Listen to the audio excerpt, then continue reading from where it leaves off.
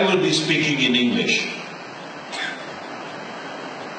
I thought I was going to be sitting down talking, but when I saw Brother Afifi so lively and so dynamic, I have to stand up to be equally dynamic. You see, the questions that were put to us, pondok modern and pondok apa ni? Pondok tua, old traditional pondok, and the relevancy of the products of the pondoks coming out of the pondok system now, all over Malaysia, all over southern Thailand, all over Indonesia. Can they be employed? Will they have job? Will they have professions?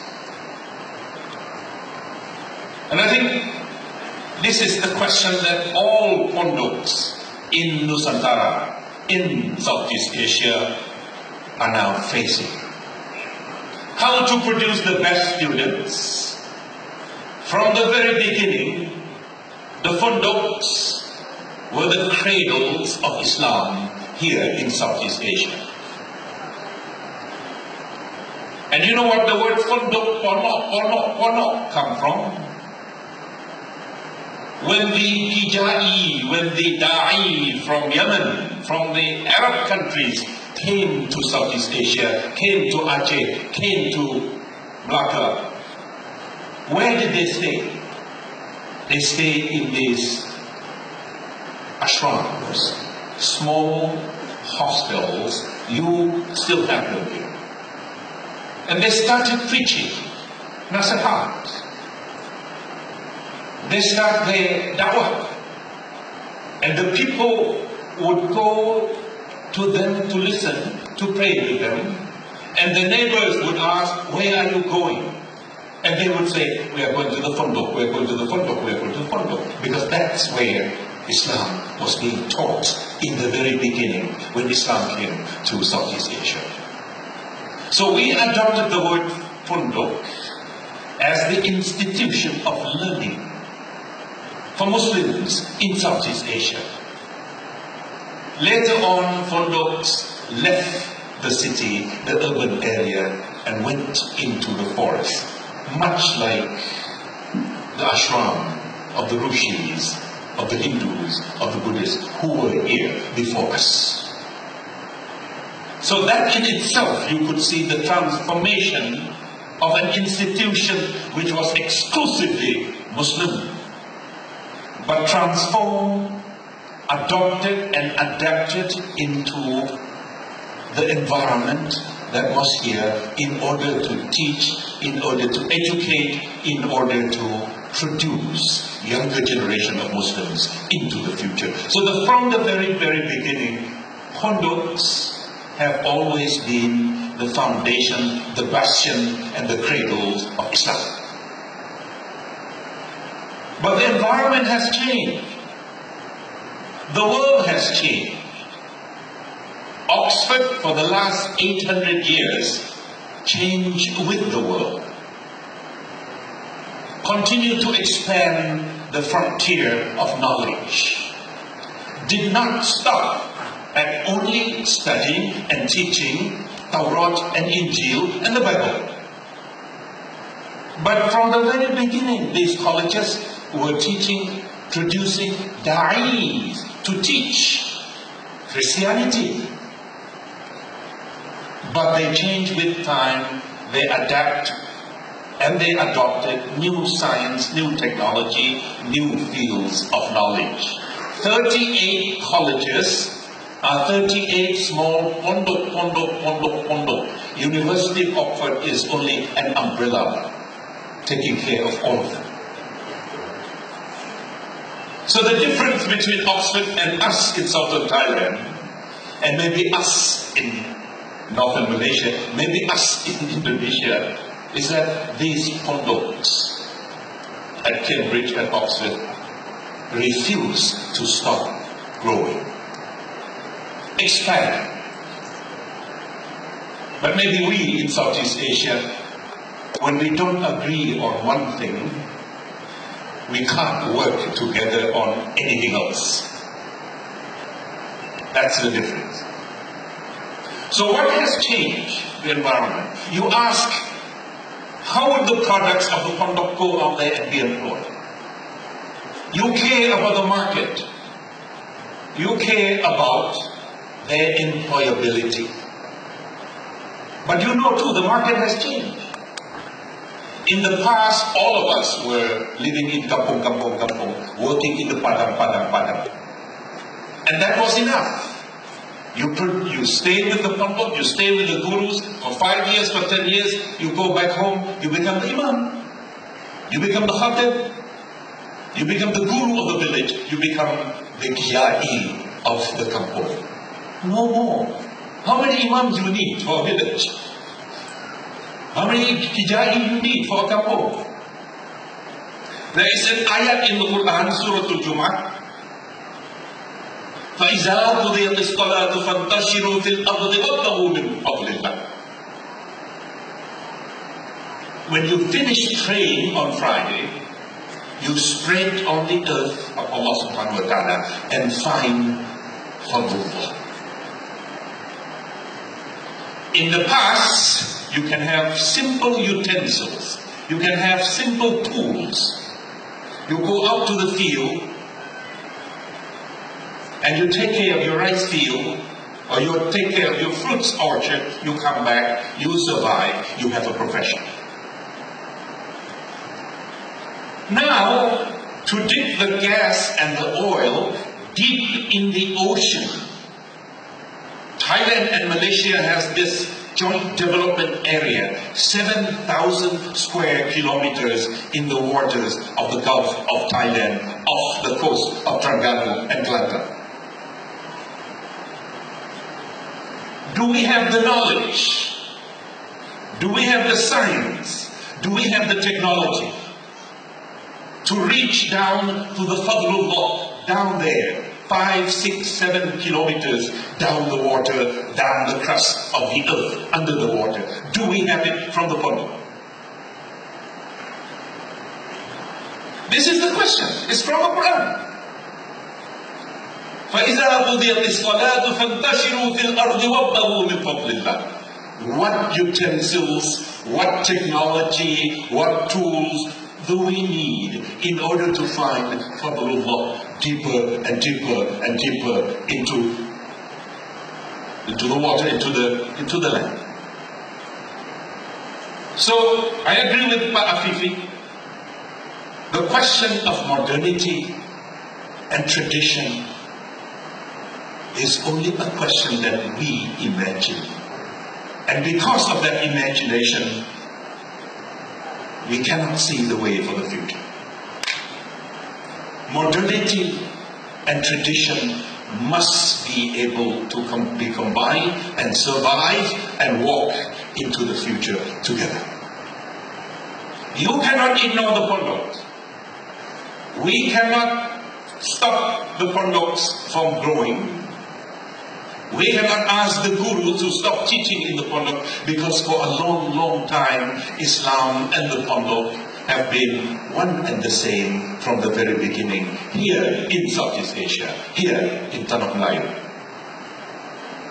But in order to be relevant, in order that our students will be finding a life of honor, life of dignity, life of practicality in the world out there, which is changing every day, every minute, every hour, every second. We have to think about how to transform our curriculum, the way we teach, the way we educate, the way we produce them. So in southern Thailand, this question of how to become relevant, how to become marketable for our products, our students. Pondok Bantan, 72 years old, 3 years ago, we celebrated our 72nd anniversary. Then Dr. Mahathir came to speak at our event. And we were searching and searching and searching what should be the model of the Pondok into the future. Particularly when ASEAN comes into being next year in Kuala Lumpur, when Malaysia is going to be in the chair of ASEAN. 600 million people will become one community. Half of that community will be Muslim. Over half will be speaking Malay. About half will be Muslim. How can the Pondoks and the Pondok system all over Southeast Asia, Pesantren in Indonesia, Madrasah in Southern Philippines, Mahad Pondoks here, Ponok, there is no dal. Ponok, D is out, dal is out. Ponok in Southern Thailand. How are we going to prepare that half of ASEAN to join ASEAN, be prosperous with ASEAN, be dignified with the rest of ASEAN, or are we going to be left behind? That's the question. So we looked and we found it in the Quran. Surah Al-Kahfi. When Musa was moving around, after he left Egypt, after he ran away from Pharaoh, with the knowledge of engineering, with the knowledge of architecture, with the knowledge of arithmetic, because he had to calculate, he had to build the pyramid, he had to dig up the canals, he had that knowledge. Human knowledge. But what he was missing, and he knew it, Musa alayhi salam, was wahi. He did not have it. So he said to his aide, Nabi Harun, in the movements around the Holy Land, Musa had this to say. In Surah Al-Kahfi, please open it up when you go back this evening. Musa said, لا أبرح حتى أبلغ مجمع البحرين.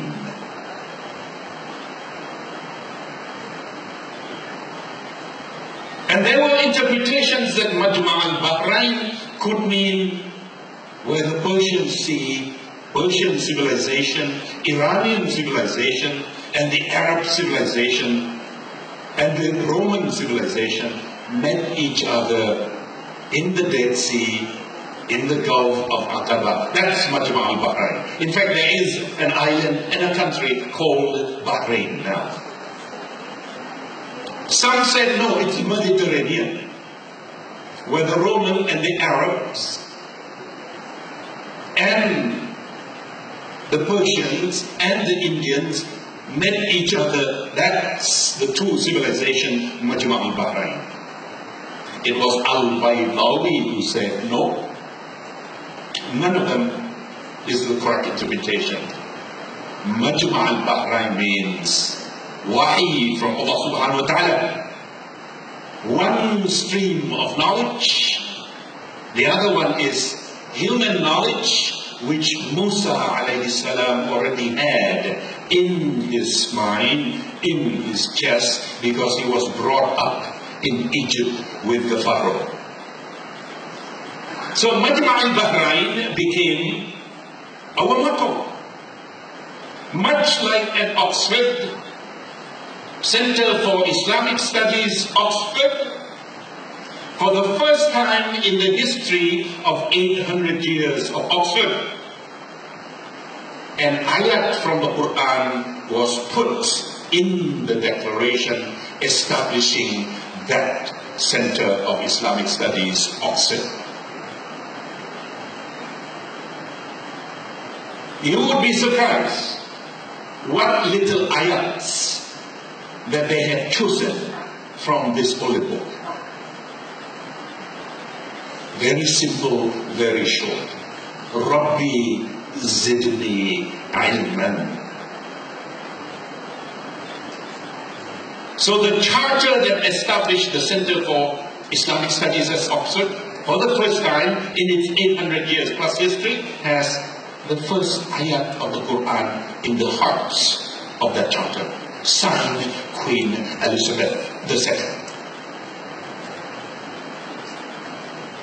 So we look for the same inspiration and we found this, Majma' al-Bahrain.